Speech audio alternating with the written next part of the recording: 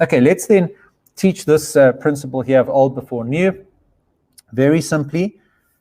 And a couple of the questions that we've had today, I think, can be answered, and you will get a lot of value from applying this technique. Paragraphs flow better when you start sentences with information that is already familiar to the reader.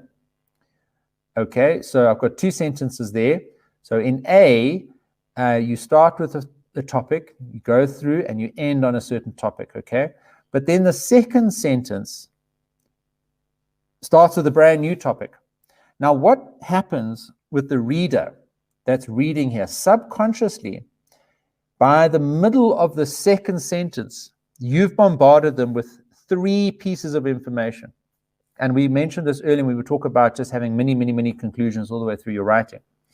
Help your reader and reinforce concepts that you've already given them, and give them less work to do by rearranging your sentences so that in B, you rather start with the repetition of the topic at the end of sentence A, and then lead up into that new topic with the indicated by the red box there at the end of the second sentence. So what's happening is there, the reader is able to get through more of your writing with less subconscious effort. Now, if you can imagine, just for 2 sentences, if you were to bombard the reader with new information at the beginning of every single sentence for your whole final report, they are going to be exhausted, because anybody needs reinforcement.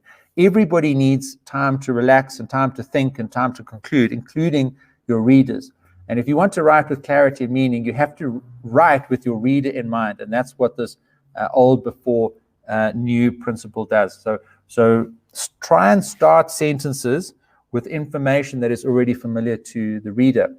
And when you edit and look back on your own writing, look at your sentences using this technique and see where you can swap beginnings and ends of sentences around. And when I grasp this technique and when I've used it in my writing, it has flown better, because when you finish a sentence and you start the next sentence, you're reinforcing that topic, and there's a lead, there's a link, there's a bridge between the end of that first sentence and the beginning of that second sentence.